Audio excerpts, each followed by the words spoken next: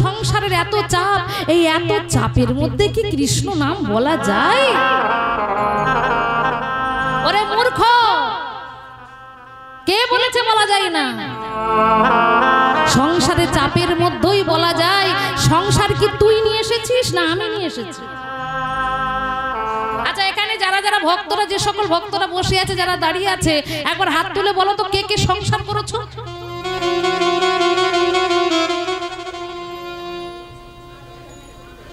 হাত তুলে বলো কে কে সংসারী হয়েছে, একবার হাত তুলে বলো। হরি বল, হরি বল। ও মাইরা, এখানে যতজন আমরা সংসারী হয়েছি কেউ কিন্তু আমরা সংসারকে নিয়ে আসি। কেন নিয়ে আসিনি? আমার মায়ের সংসার ছিল, সেই মায়ের সংসারে আমি ঢুকে পড়েছি, তাহলে আমার মা নিয়ে এসেছে না? আমার দিদিমার সংসার ছিল, আমার মা এসেছে, তাহলে আমার দিদিমা নিয়ে এসেছে না? তাহলে দিদিমার মা নিয়ে এসেছে। এমন ভাবে চলতে চলতে দেখো আমরা এখানে যারা যারা আছে কেউই সংসারী নয়। সংসার এসেছে একমাত্র ভগবানের কাছ থেকে। এই বাড়িটা করতে গেলে বাড়ির যে মালিক, তাকে কত জায়গায় ছুটতে হয়েছে। কোথা থেকে বালি, কোথা থেকে ইট, কোথা থেকে সিমেন্ট জোগাড় করতে হয়েছে, তবে একটা বাড়ি বেরিয়েছে। কিন্তু ভগবান এত সুন্দর যে বাড়িটা বানিয়েছে, এটা কিসের জন্য হচ্ছে দেখো, এটা দরকার বন্ধ করো। এই যে এত সুন্দর যে বাড়িটা হয়েছে, এই বাড়িটা বানাতে গেলে ইঞ্জিনিয়ারের প্রয়োজন হয়েছে কি মা? হয়নি? এখন সুন্দর সুন্দর ফ্ল্যাট বাড়ি ইঞ্জিনিয়ার নালে হবে না। তাহলে ইঞ্জিনিয়ার বাড়ি বানাচ্ছে, আমাদের ইঞ্জিনিয়ার কে গো? এত সুন্দর যে দেহ বাড়িটাকে বানিয়েছে। এই দেহ বাড়িটাকে বানাতে গেলে এরও কিন্তু ইঞ্জিনিয়ারের প্রয়োজন। তাহলে যে ইঞ্জিনিয়ার বাড়ি বানিয়েছে সেই ইঞ্জিনিয়ার কিন্তু নয়, আমাদের ইঞ্জিনিয়ার হলেন আমাদের ভগবান শ্রীকৃষ্ণ। একটা চেয়ারে বসে নিজের চোখ থেকে চোখ দান করেছে, নিজের হাত থেকে হাত দান করেছে, নিজের পা থেকে পা দান করেছে। তাই দেখো এত সুন্দর মনুষ্য জন্ম আমরা পেয়েছি। তাহলে তাকেও কিছু আমরা বলেছিলাম, কি বলেছিলাম? যে প্রভু আমাদের পাঠাও, তোমাকে কিছু দেব, তবে টাকা পয়সা নয়। কি দেব? কৃষ্ণ ভজিবারে। তাহলে কৃষ্ণকে ভজন করার জন্য সংসারে এসেছিলাম, কিন্তু সংসারে এসে আমরা করলামটা কি? ছেলে আমার, মেয়ে আমার, আত্মীয় স্বজন আমার, স্বামী আমার, সব আমার, কিন্তু যাকে বলেছিলাম তার কর্তাটাই দিল। সংসারে থেকে কি ভজন হয় না মা? সংসারে থেকেও কিন্তু ভজন হয়। তুমি সংসারে কখনো স্ত্রীর কাপড় ছিঁড়ে গেছে, আনো। বাজার শেষ হয়ে গেছে, আনো। ছেলের কলেজের মাইনে দিতে হবে, ছেলের স্কুলের মাইনে দিতে হবে, ছেলের টিউশনের মাইনে দিতে হবে, দাও। কিন্তু এত কিছুর মধ্যখানেও তুমি দিনান্তে 5টা মিনিট নির্জনে বসে চোখের জল ফেলে 2 ফোঁটা চোখের জল তুমি গোবিন্দ।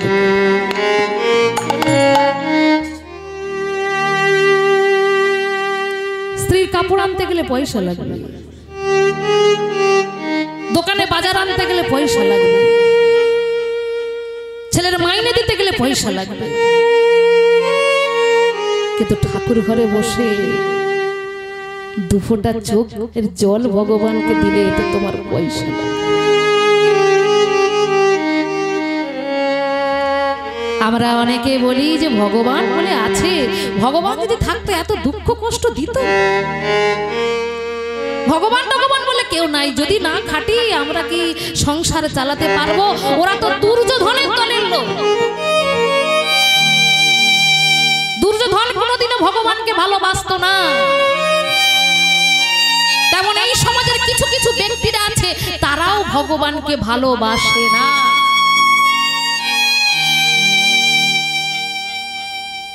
ও মাইরা, অনেক রকম তো জল আছে।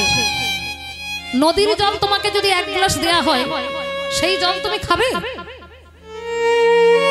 কিন্তু নদীর জলকে ফিল্টার করে নিয়ে এসে যদি দেয়, সেই জল তুমি খাবে।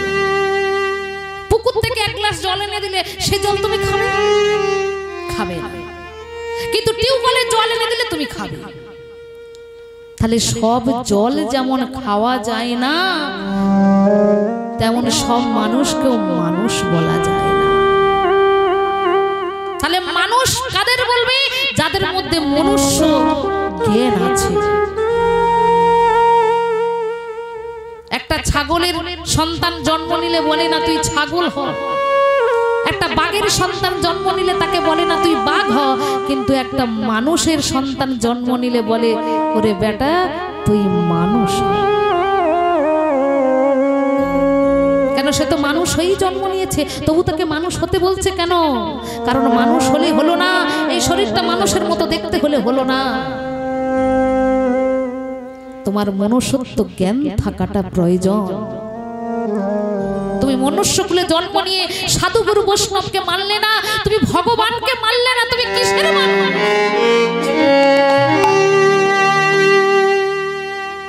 যারা ভগবানকে মানে না, যারা ভগবানকে বোঝে না, ওরা তো দুর্যোধনের দলে। দুর্যোধনের মৃত্যু যেমন কুরুক্ষেত্রের মাঠে হয়েছিল, তাদেরও মৃত্যু ওইভাবেই হবে মা। প্রতি মুহূর্তে ভগবান আমাদের প্রত্যেককে কৃপা করে যাচ্ছে, আমরা শুধু বুঝতে পারি না। এই যে নিঃশ্বাস প্রশ্বাস নিচ্ছি মা, ভগবান যদি আমাদের মধ্যে না থাকতো এই নিঃশ্বাস প্রশ্বাস আমরা নিতে পারতাম না। কি দেয়নি ভগবান? সব দিয়েছে, কিন্তু তার বিনিময়ে আমরা তাকে কিছু দিতে পারি না। এটা হলো আমাদের দেহর। এই দেহর থেকে যেদিনই ভগবান শ্রীকৃষ্ণ নেমে যাবে, এই দেহর থেকে যেদিন গোবিন্দ নেমে যাবে, এই দেহরথ আমাদের ভালো থাকবে না মা। এই দেহরথকে আমাদেরও পুড়িয়ে ছাই করে।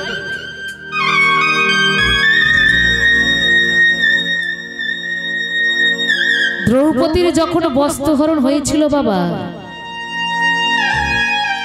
চেয়ারেতে অনেক নামি দামি ব্যক্তিরা বসেছিল। দ্রৌপদী তো সবাইকে ডেকেছিল, এসো আমাকে রক্ষা করো। কেউ এসেছিল? কেউ কিন্তু তার কাছে ছুটে আসেনি। দুঃশাসন বস্ত্র ধরে টানছে, সবাই দাঁড়িয়ে দাঁড়িয়ে দেখছে। আহা, একটা মেয়ের কাপড় ধরে টানছে, কি মজা! আমার ছেলে ওই দ্রৌপদীর কাপড় ধরে টানছে। কই বাবা তো এসে ছেলেটাকে গালে চড় মারতে পারলো না, মা তো এসে ছেলেটাকে শাসন করতে পারলো না। ও মায়েরা, আচ্ছা দুঃশাসন দ্রৌপদীর কাপড় ধরে টেনেছিল। আচ্ছা দুঃশাসন এই কলিযুগে দুঃশাসন জন্ম নিয়েছে না নেয়নি?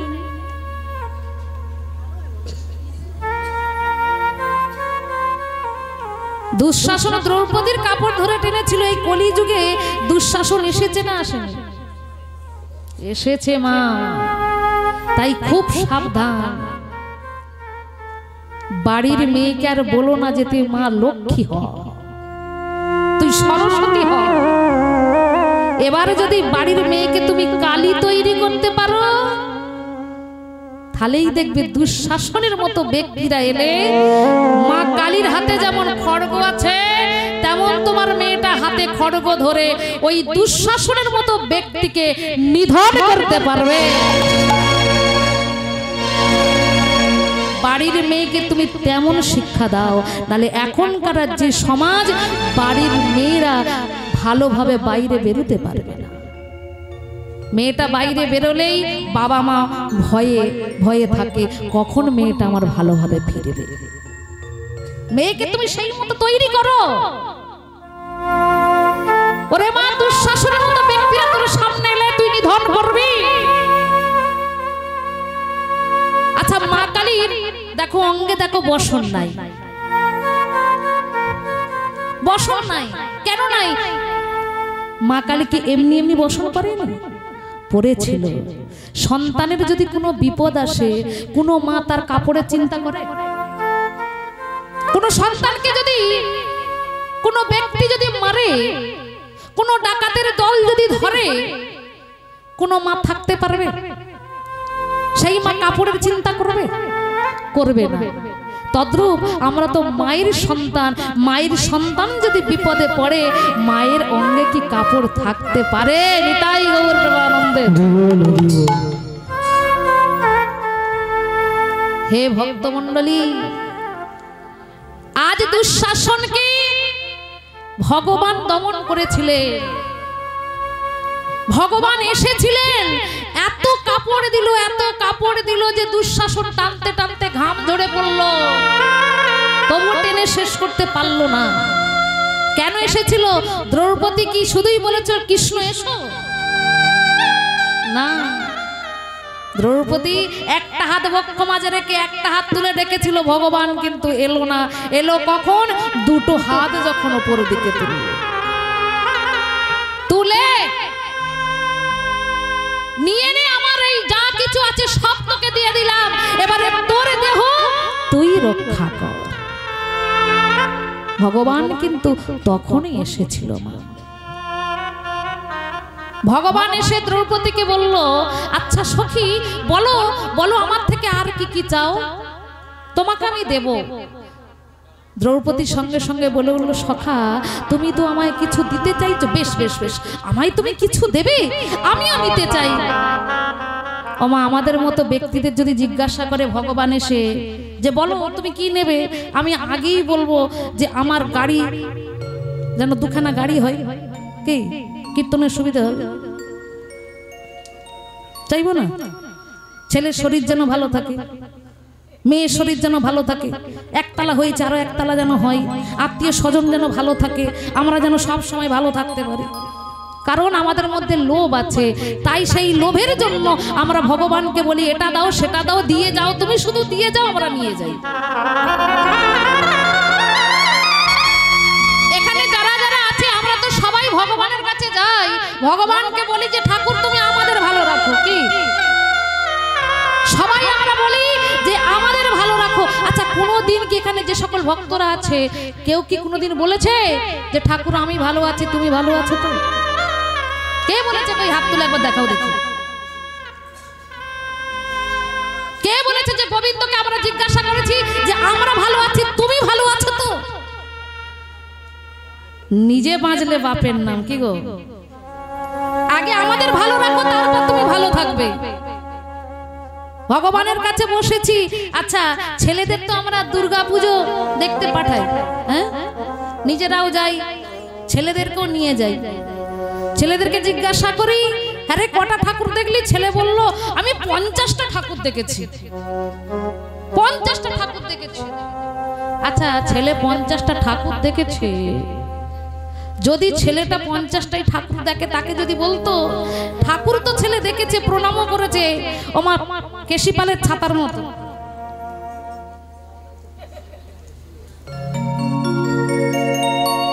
এটা আমার দাদু ঠাকুমারাও জানে না এটাকে কি প্রণাম বলে, সহজ একটা প্রণাম, তাই না? আচ্ছা ঠাকুর দেখতে যা গেল, আচ্ছা ছেলেটাকে যদি আমরা বলতাম বাবা তুমি যতগুলো প্যান্ডেলে যাবে ততগুলো তোমার বুট খুলে তুমি হাত ধুয়ে তারপরে তুমি মা দুর্গাকে প্রণাম করবে, যদি আমরা বলতাম ছেলেটা কত ঠাকুর দেখতো?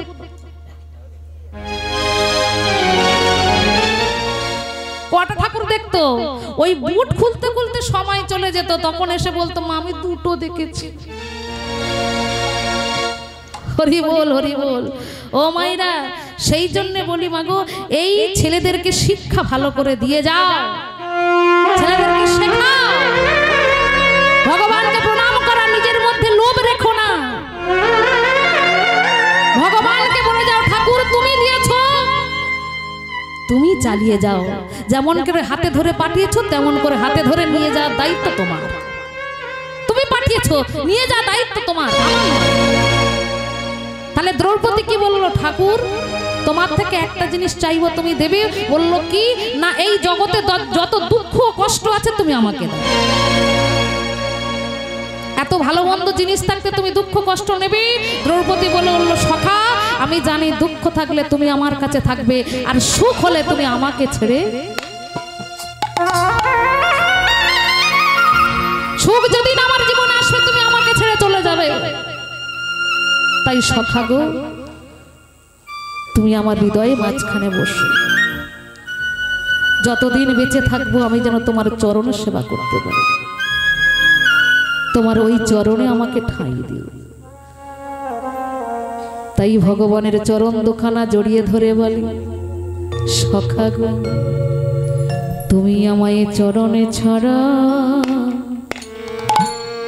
করো করো না গো।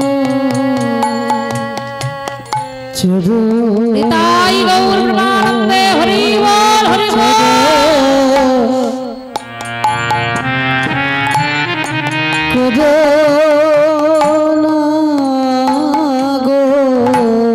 তুমি আমায়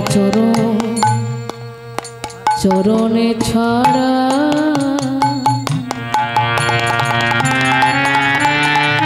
চরণে ছাড়া কোনো কোনো না গো। আমায় চরণ ছাড়া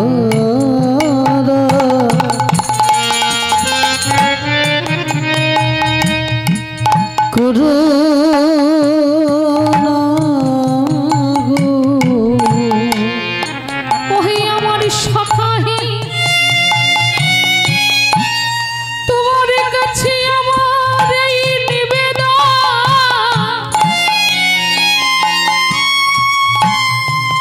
মৃত্যুর সময় আমার হাত ভালো রাখতে হবে না, মৃত্যুর সময় আমার পা ভালো রাখতে হবে না, কিন্তু মৃত্যুর সময় আমার এই দুটো নয়নকে তুমি ভালো রেখো, আমার এই বদনে তুমি ভালো রেখো। ও মায়েরা, আজ দ্রৌপদী বলছে সখা মৃত্যুর সময় আমার হাত পা ভালো রাখতে হবে না, কিন্তু মৃত্যুর সময় এই বদন আর এই দুটো নয়ন তুমি ভালো রেখো। কেন জানো? কারণ মৃত্যুর সময় যদি আমার এই বদন ভালো থাকে, আমার এই নয়ন ভালো থাকে, তাহলে শেষের দিনকে তোমার নাম বলতে বলতে আমি মরতে পারবো।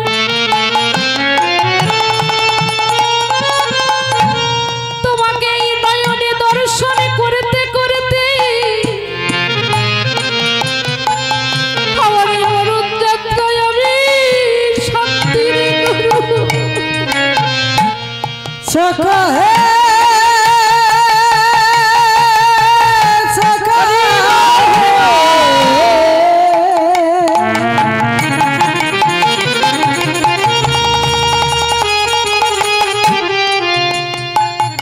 আমি জনম নাই জনম জনম ধরে তোমায় পেতে চাই সখা হে।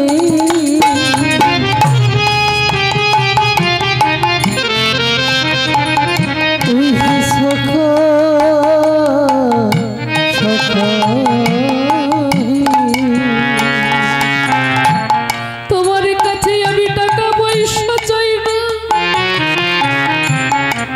তোমার কাছে আমি সুখী চাই না, কিন্তু হে সখা গো তুমি মৃত্যুর সময় আমার হাতে ধরে পার করে দিও। ও সখা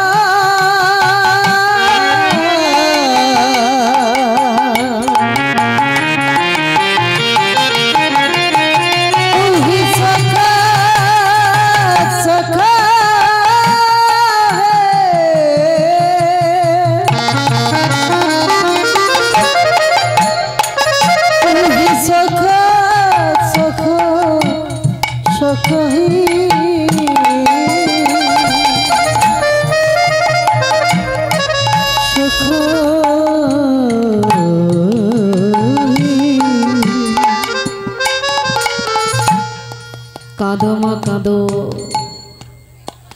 আমরা এখানে যারা যারা বসে আছি আমরা কি কাঁদতে জানি না? আমাদের কি চোখে জল নেই? আমাদেরও চোখে জল আছে। সেই জলটা আমরা ধরে রেখেছি আমার নিজের স্বামীর জন্য, নিজের ছেলের জন্য, নিজের মেয়ের জন্য। রেখুন আমার নিজের পরিবারের জন্য। দুপুরটা চোখের জল অন্তত গোবিন্দকে দাও। আমার গোবিন্দ যে দয়ালের সাগর, খিদে যে সুখ পাওয়া যায় সেই সুখ যে তুমি অন্য কোথাও পাবে না। সংসারের জন্য কাঁদলে তোমার হৃদয়ে কষ্ট হবে, দুঃখ হবে, জ্বালা যন্ত্রণা বেড়ে যাবে, কিন্তু গোবিন্দের জন্য হরিবাসরে বসে যদি দুফোঁটা চোখের জল ফেলি, এতে যে আনন্দ, এতে যে পরম সুখ পাওয়া যায়, এতে যে পরম শান্তি পাওয়া যায়। আজ আমি হরিবাসরে বসে গোবিন্দকে বললাম, হে গোবিন্দ, আমি তো তোমার সংসারে কিছু দিতে পারি না, হরিবাসরে তোমার নাম শুনতে এসেছি গোবিন্দ, আমার তো দেয়ার মতো কিছু নেই, তাই আমার এই চোখের জলটুকু সম্বল, এই চোখের জলটুকু আমি তোমার চরণে দিলাম গোবিন্দ।